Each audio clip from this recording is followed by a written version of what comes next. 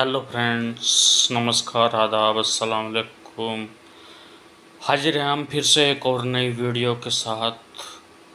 आप सब जानते हैं कि बीजेपी के नेता जिस तरह से गुंडई कर रहे हैं, कहीं पर पेशाब कर रहे हैं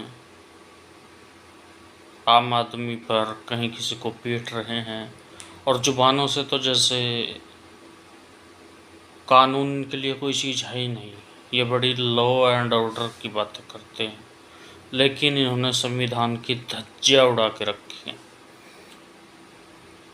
और ये बात पहले इशारों में थी, लेकिन अब खुलकर सामने आने लगी है कि ये देश के संविधान के बिल्कुल खिलाफ हैं, लोकतंत्र का गला घोट देना चाहते हैं। जो लोग बीजेपी के साथ हैं वो इस चीज़ से खुश हो रहे होंगे कि ये अच्छा हो रहा है, लेकिन ये किसी के लिए अच्छा नहीं है। बाद में सबको पछताना पड़ेगा। अगर आप खुली हवा में सांस ले रहे हैं तो ये अम्बेडकर जी का संविधान, और मैं कहूँगा पूरे भारतीय लोगों का आज़ादी के बाद मंथन किया हुआ एक संविधान है, जिससे सब लोग आराम से जी सकें। लेकिन ये फिर से गोरे अंग्रेज तो नहीं रहे, लेकिन ये काले अंग्रेज बीजेपी के लोग पूरे देश को अपना गुलाम बना देना चाहते हैं। हालांकि इसमें सभी लोग पिसेंगे, 2-4% को छोड़कर। तो फ्रेंड्स, आज ज़रूरत है जागने की, इन्हें सबक सिखाने की, और ये बताने की कि क्या सही है क्या गलत। फ्रेंड्स, देश हिंदुत्व से चलेगा ना किसी अन्य धर्म से चलेगा, देश संविधान से चलेगा, और चलना चाहिए। यही अच्छी बात है। अगर कहीं आपको ये बू आ रही है कि अब संविधान की धज्जियाँ उड़ाई जा रही हैं, कानून तोड़ा जा रहा है, तो आपको समझ जाना चाहिए। इतना तो आप जानती हैं कि सब बीजेपी के लोग कर रहे हैं। जो हिंदुस्तान से प्यार करने वाले हैं, इसको बनाए रखना चाहते हैं, वो बीजेपी का बिल्कुल विरोध करेंगे। बगीचे में तरह तरह के फूल इस बात का परिचय देते हैं कि कुदरत को ये रंगारंगी या अनेक रंगों का खेल पसंद है, लेकिन ये बीजेपी वाले उसे मिटा देना चाहते हैं। हमारे हिंदुस्तान भी ऐसा ही है, जहाँ पर तरह तरह के लोग, तरह तरह की भाषा और बहुत अलग अलग विचारधाराओं के लोग एक साथ रहकर भी हिंदुस्तान से प्यार करते हैं और एक हिंदुस्तान में खुली हवा में सांस लेते हैं। लेकिन ये सब कुछ हिंदुत्व की आड़ में जला देना चाहते हैं। इससे किसी धर्म को फ़ायदा होगा, ना किसी एक विशेष धर्म को नुकसान। इसमें सभी को पछताना पड़ेगा। सो फ्रेंड्स, अभी भी वक्त है, जाग जाओ। इसी सिलसिले में हमारी आज की video. So let's come to see the video. 73 में सुप्रीम कोर्ट ने कहा था। नमस्कार, मैं रवीश कुमार। संविधान बदलने की बात अब तक चलती फिरती आशंकाओं की तरह देखी जाती थी, अफवाहें मानकर खारिज कर दी जाती थीं। लेकिन जब प्रधानमंत्री नरेंद्र मोदी के आर्थिक सलाहकार परिषद के अध्यक्ष विवेक देबरॉय 15 अगस्त के दिन लंबा लेख लिखकर विस्तार करने लग जाए कि 2047 के लिए एक संविधान की जरूरत है, तो सतर्क हो जाना चाहिए। विवेक देबरॉय ने अपने लेख में उन आशंकाओं और अफवाहों को सही साबित कर दिया है कि कहीं से ये सोच निकल कर तो आ रही है। प्रधानमंत्री के आसपास के लोग संविधान बदलने की बात का हौसला अब दिखाने लगे हैं। यही अपने आप में औपचारिक संकेत है कि कुछ हो रहा है। मिंट अखबार में विवेक देबरॉय का यह लेख छपा है। मुमकिन है सरकार इसे किसी व्यक्ति की निजी राय बताकर खारिज कर दे, लेकिन यह सामान्य लेख नहीं है। पूरे यकीन के साथ लिखा गया है। यह वो मामला ही नहीं कि खारिज कर देने से बात खत्म हो जाएगी। विवेक देबरॉय लिखते हैं कि हर किसी को पसंद है कि बदलाव तेज गति से हो, ऊंचा हो और मजबूत हो। हमें 1950 में जो संविधान मिला था वो तो अब हमारे पास है भी नहीं। कई बार संशोधन हो चुके हैं और हमेशा अच्छे के लिए नहीं हुआ है। 1973 में सुप्रीम कोर्ट ने कहा था कि बेसिक ढांचा नहीं बदला जा सकता। ये इन्हें ठीक नहीं लग रहा है। राज्यसभा पूर्व चीफ जस्टिस रंजन का में बयान याद कीजिए, तब लगा कि है, मगर ये तो कहीं और से आता नजर आ रहा है। अब तो ये संविधान को भी औपनिवेशिक विरासत है जिसे आजाद भारत के लोगों ने बनाया। कह रहे हैं कि संविधान ज्यादातर ब्रिटिश हुकूमत के बनाए गवर्नमेंट ऑफ इंडिया एक्ट 1935 पर आधारित है। कुछ संशोधनों से काम नहीं चलेगा, नया संविधान बनाना होगा, नई प्रस्तावना लिखनी होगी। यह सवाल पूछना होगा कि धर्मनिरपेक्ष, लोकतांत्रिक, न्याय, स्वतंत्रता और समानता का अब क्या मतलब है। तो क्या अब लोकतंत्र और समानता का मतलब बदल गया है दुनिया में और विवेक देबरॉय की राजनीतिक दुनिया में? ऐसा क्या हो गया है कि समानता और लोकतंत्र को उन्हें नए सिरे से समझने की जरूरत महसूस हो रही है? ऐसा क्या हो गया है कि वे नागरिकता की नई परिभाषा बताते हैं, उन्हें नहीं बताते? ऐसा उन्होंने पिछले साल एक लेख लिखा जिसमें हम वो परिभाषा नागरिकता की तरह तो नहीं हो जिसे के बाद भी लागू नहीं किया है। उस नागरिक खूब कानून कर सकी, लागू नहीं कर सकी। तो अब विवेक देबरॉय को नागरिकता को लेकर क्या नया समझना है? यह सवाल पूछने की ही क्यों पड़ रही है? लोकतंत्र का मतलब इन्हें नहीं पता या कोई नया मतलब लाना चाहते हैं? विवेक देबरॉय का यह लेख खतरनाक इरादों से भरा लगता है। 2004 की वापसी का दावा और संविधान बदलने का हौसला, आप इन दोनों बातों को ध्यान से देखिए, मिलाकर देखिए। आजाद भारत के लोगों द्वारा बनाया गया संविधान अब औपनिवेशिक विरासत कहा जा रहा है। देखते देखते वो बात अब मेज पर लाकर सामने रख दी गई है जिसके बारे में अभी तक पीछे के दरवाजे से चर्चा हुआ करती थी। संविधान बदलने की बात को इससे बड़ी औपचारिक मुहर क्या हो सकती है कि प्रधानमंत्री के आर्थिक सलाहकार परिषद के मुखिया इस पर लिख रहे हैं, पुरजोर वकालत कर रहे हैं और मिंट अखबार छाप रहा है। कांग्रेस नेता जयराम रमेश ने कहा है कि संविधान बदलना आरएसएस का हमेशा से एजेंडा रहा है, भारत को सतर्क हो जाना चाहिए। यह उस संविधान सभा में चली बहसों का संकलन है जिसे विवेक देबरॉय औपनिवेशिक विरासत कहते हैं। आप खुद देखिए कि छोटी छपाई के बाद भी इसके 8 मोटे मोटे खंड हैं। इन 8 खंडों के हजारों पन्ने हैं। संविधान सभा का गठन या उसके भीतर की बहस छिपाई की गई। नवंबर 1946 से लेकर 24 जनवरी 1950 तक राज्य संविधान अध्यक्ष थे और बीआर ड्राफ्टिंग कमेटी के अध्यक्ष। के अन्य अध्यक्षों में Nehru, Patel, Alladi Krishnaswami Ayyar, B Pattabhi Sitaramayya, K M. Munshi, G V. Mavalankar, J B. Kripalani, H C. Mukherjee, Gopinath Bardoloi और ए.वी. ठक्कर शामिल थे।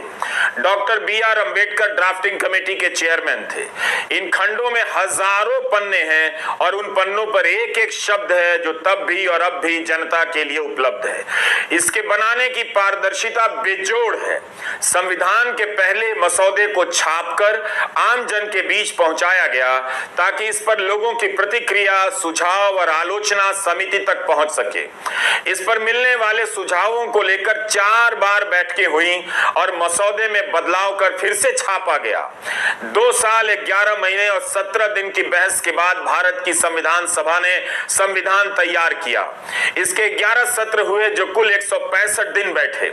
300 से अधिक सदस्य इसमें शामिल शामिल थे। 17 समितियां बनाई गई जिन्होंने अलग अलग मुद्दों पर काम किया। बहस चली तो 7,635 संशोधनों के प्रस्ताव रखे गए, 2,473 संशोधन स्वीकार किए गए। इस तरह से भारत का यह महान संविधान पास हुआ।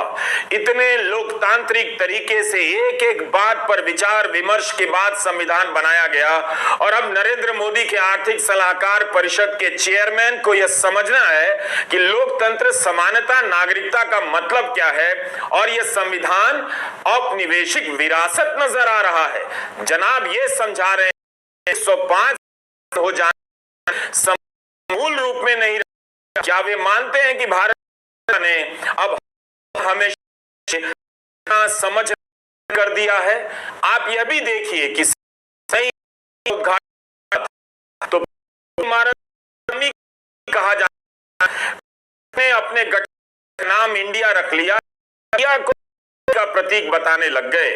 भारतीय दंड संहिता बदलने के समय गुलामी का प्रतीक कहा जा रहा है और अब संविधान को ही कहा जा रहा है कि यह गुलामी की विरासत है। जिस संविधान का एक एक पन्ना, एक एक शब्द आजादी का प्रतीक है, उसे ये गुलामी की विरासत बता रहे। आजादी का इतिहास बदलने की बात करते करते आजादी से जुड़ी हर चीज पर किस तरह से हमला हो रहा है आप देखिए। कोशिशें लगती हैं कि आप आजादी को गुलामी कहते हैं और ये चाहते हैं उसे आजादी मान लें, संविधान बदल। भाटिया की एक पर कॉलिंस साल अदालत के विश्लेषण किया, देखिए कि कितना है, कितना कुछ है। उनकी राय रॉय पर जी ने कहा है कि संविधान को, नए संविधान को लिखना जरूरी है क्योंकि हमारा संविधान जो है वो एक कॉलोनियल लेगेसी है। तो इस विषय में ये बात जानना जरूरी है कि संविधान की कुछ भाग जैसे कि मौलिक अधिकार, फेडरलिज्म, जो ना केवल कॉलोनियल लेगेसी नहीं है बल्कि ब्रिटिश सरकार के खिलाफ जो आज़ादी की लड़ाई थी उसके महत्वपूर्ण भाग हैं। और पिछले 10 साल में संविधान के जो ये भाग हैं उन्हें मिटाया जा रहा है। जैसे यूएपीए में लोगों को बेल नहीं मिलती, वो कई साल जेल में रहते हैं ट्रायल के बगैर। ये इस मामले पे बात करना ज़रूरी है। और ये बात भी है कि संविधान के जो भाग हैं जो है कॉलोनियल लेगेसी, जैसे कि डिटेंशन, गवर्नर का रूल, भागों को काफ़ी और तो ये बात जानना फिर जरूरी। संविधान की पुरजोर वकालत प्रधानमंत्री व्यक्ति ने की है। क्या प्रधानमंत्री इस व्यक्ति करेंगे कि व्यवस्था का एक आधार कि 2000 के लिए नया संविधान चाहिए, वो भी 15 अगस्त के दिन कि संविधान पार्टी लगातार देश के संविधान को, देश के सबसे सीक्रेट डॉक्यूमेंट को पर प्रहार करती है, उसको कमजोर करने की अनवरत कोशिश करती रहती है। मोदी सरकार भी यही काम करती है और इसीलिए इंस्टीट्यूशन, संस्थाओं को कमजोर किया जा रहा है क्योंकि इन्हीं के बूते पर तो संविधान जीवित रखा जाता है। लेकिन 77वें स्वाधीनता दिवस पर सरकार के जो आसपास के करीबी लोग हैं वो अब पूरे खुले तौर पर ये कह रहे हैं कि संविधान को बदलने का वक्त आ गया है। आखिर वो ऐसा क्यों कह रहे हैं और इसके पीछे कौन सी सोच है, ये बात करना जरूरी है। ये संविधान क्या है? ये संविधान हमारे फाउंडिंग फादर्स ने नींव रखने के लिए, इसी संविधान हमारी विविधताएं, चाहे वो धर्म हो, चाहे वो जाति हो, चाहे वो भाषा हो, वेशभूषा हो, हर तरह की चीजें, उसको संजोने का काम करता है ये संविधान। संविधान ही है जो हिंदुस्तान के सबसे को एक वोट देता है। ये संविधान ही है जो कानून ने सबको एक लाइन में खड़ा करता है। कोई फर्क आप किस धर्म से, संप्रदाय, कितने अमीर हो, गरीब हो, शिक्षित हो, कोई है। तो संविधान एक करता है।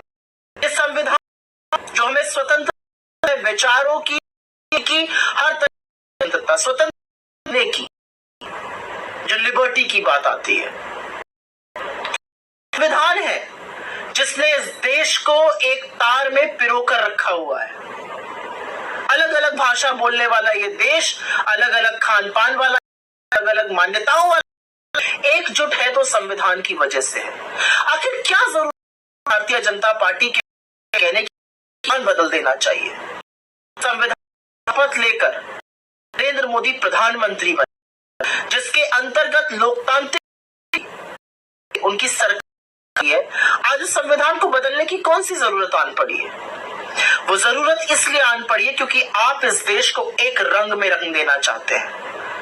आप बहुरंगी इस देश को, आप विविधताओं से भरे इस देश को एक रंग, एक विचार, एक भाषा, एक भूषा, एक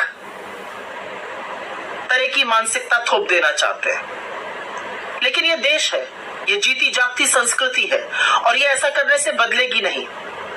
और संविधान पर कोई प्रहार होगा तो हर भारतवासी उठ खड़ा होगा, और इसलिए उठ खड़ा होगा, इसलिए लड़ाई करेगा क्योंकि उसको उसके वजूद की सरकारें नहीं देती हैं, पॉलिटिकल देती हैं, नेता नहीं देते हैं, उसको गारंटी संविधान देता है। संविधान है कि एक विधान प्रेरणा करता है। प्रिंसिपल्स क्या है? उस लक्ष्य की ओर जाना है। तो समझने की वालों की खोट है क्योंकि वो संविधान की बात करना चाहते हैं, थोपना चाहते हैं मान्यताएं, थोपना चाहते हैं अपनी विचारधारा। ये देश सब कुछ सहेगा, संविधान को बदलना कभी नहीं सहेगा। केंद्र सरकार ने लोकसभा में 3 पेश में संशोधन का रखा, बदलने का प्रस्ताव है। भारतीय के देश की अदालतों में निरीक्षणों से रहे घिस कर सीआरपीसी तो 1900 है, वो कब से हो गई। विवेक देबरॉय शहीद हो गए, इसका संविधान की बात करने लग गए। निवेशिक विरासत बता रहे हैं। भारत के संविधान देशों के विधान संविधान का गया है, लेकिन क्या इसी निवेशिक विरासत का और इस आधार बदलने की बात विधान संशोधन के अनुकूल बनाने के लिए किए जाते संशोधन है बदलने इरादा है। क्या वही इरादा है जो कपिल सिब्बल संशोधनों के पीछे देख रहे थे, पूछ रहे थे? जी है ना कि हम कॉलोनियल माइंडसेट, कॉलोनियल ईरा जो कानून है उनको खत्म कर रहे हैं। तो मेरा मानना ये कि सोच ये कि द्वारा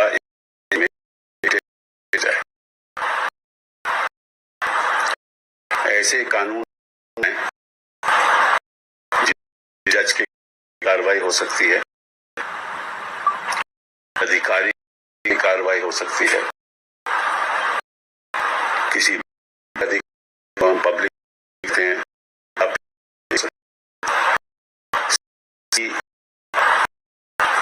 और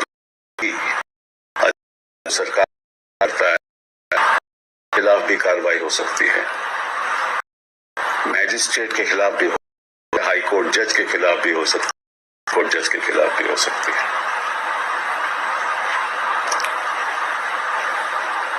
और मैं आज आग्रह करना चाहता हूं न्यायाधीशों को कि आप चौकन्ने रहिए। ऐसा कानून अगर पारित हो गया तो इस देश का भविष्य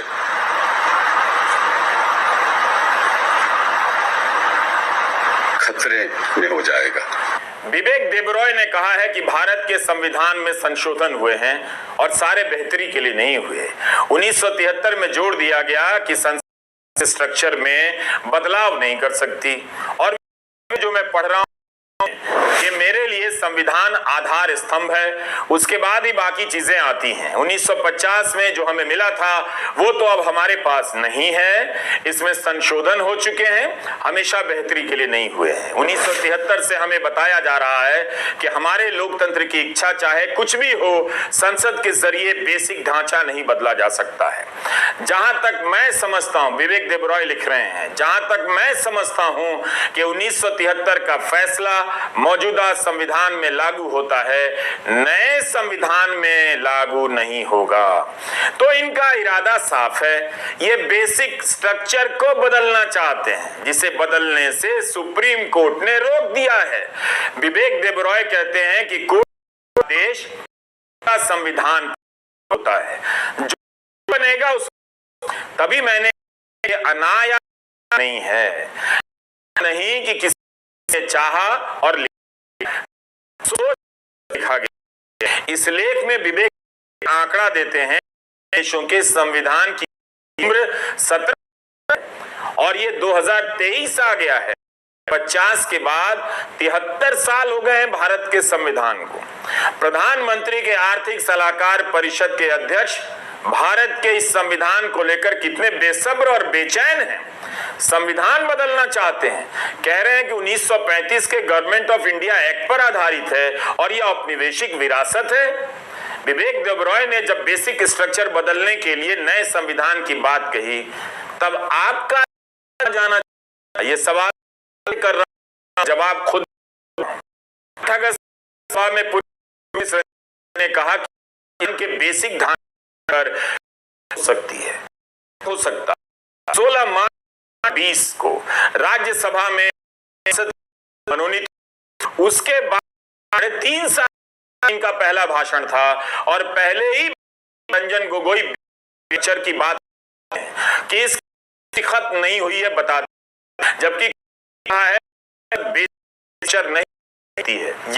चीफ जस्टिस कहते हुए में 19 के फैसले को सही मानकर उल्लेख कर चुके हैं कि संसद संविधान के बेसिक स्ट्रक्चर को नहीं बदल सकती है। अब यही बात एक हफ्ते के भीतर विवेक देबरॉय कह रहे हैं, तो यह संयोग नहीं हो सकता।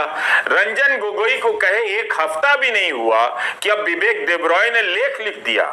कितना सब कुछ जुड़ा जुड़ा सा है, यह सब अनायास या रैंडम नहीं है, बल्कि मैं यही कह रहा हूं कि यह सोच भीतर भीतर पकने के बाद अब लिखित रूप में बाहर आने लगी है।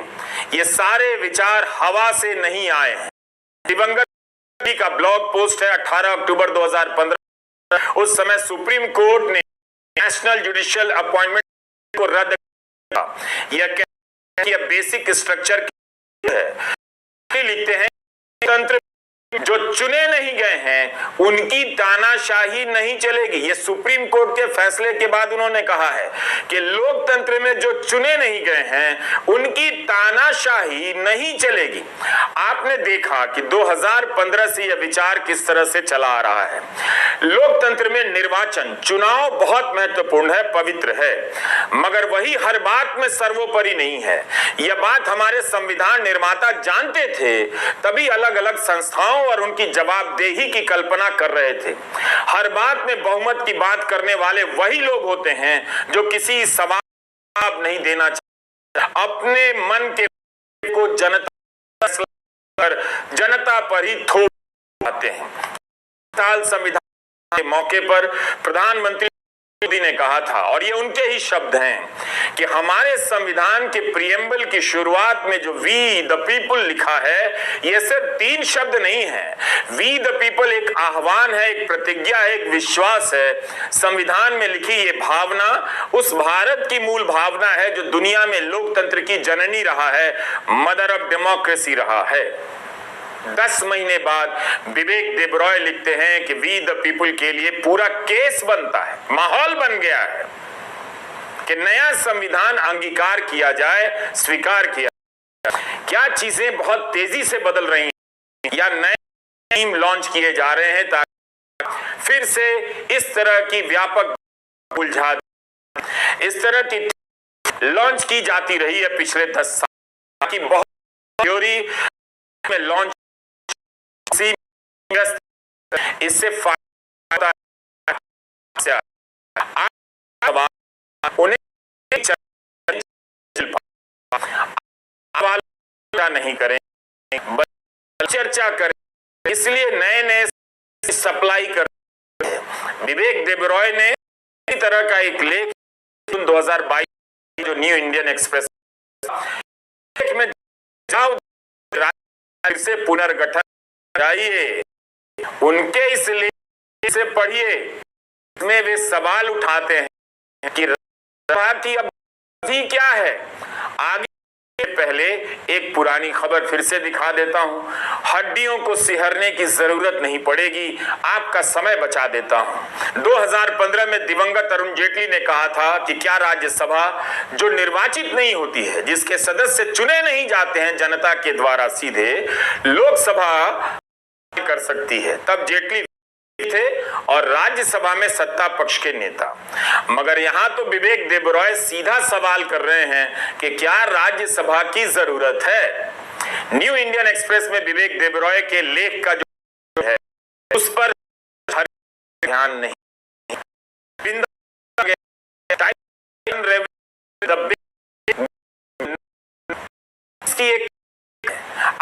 उस कहानी से भेद सकते हैं। कहानी यह है कि 330 के आज एक पूरा उलझी से था, हमारे गांव कहते हैं, गांव में अलग तरीके आता है। तो मान्यता जो कोई भी खोल देगा पर बंदर को पता चलता है तो पहले कोशिश करता है खोलने की, फिर तलवार से उसे काट डालता है। Unravelling the basic Gordian knot, anti Muslim debate में आपको उलझाकर गॉडियन नॉट की कहानी संकेतों में बताई जा रही है, ताकि आपको पता ही ना चले कि तलवार के एक झटके से कितना कुछ काट कर अलग कर दिया जाने वाला है। विवेक देबरॉय का लेख बताता है कि इस 15 अगस्त को जो उन्होंने लिखा है उस पर वे लंबे समय से सोच रहे हैं, जबकि ये उनका विषय नहीं है, ये उनका अधिकार क्षेत्र नहीं है। उनका काम है आपकी आर्थिक बेरोजगारी, कम कमाई, आर्थिक चुनौतियों के प्रधानमंत्री को राय देना। जून 2022 में उनका जो लेख है उसके एक हिस्से में वे कहते हैं कि क्या हमें नागरिकता की नई परिभाषा की जरूरत नहीं है। तो इन्हें नागरिकता की नई परिभाषा की जरूरत क्यों पड़ रही है? कितनी मजबूती से ये बातें आज के भारत में कही जा रही हैं। कोई हफ्ता नहीं गुजरता है जब किसी सड़क या लाइब्रेरी या किसी इमारत का नाम नहीं बदला जाता है। बताया जाता है कि आपको गुलामी की मानसिकता से आजादी दिलाई जाए। लगता है कि सड़कों के चलने वाले अब संविधान बदलने पर का रवि फ्रेंड का वीडियो बीजेपी धमका तो चाहता एक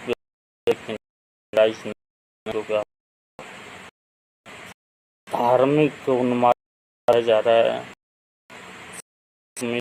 कि हमारे जवान इस बात को समझें और समझकर ऐसे लोगों के खिलाफ, ऐसे ही गवर्नमेंट के खिलाफ आवाज़ उठाएं। मिलेंगे फिर किसी नेक्स्ट वीडियो में, तब तक के लिए अपना ध्यान रखिए। टेक केयर, बाय बाय, खुदा हाफिज़।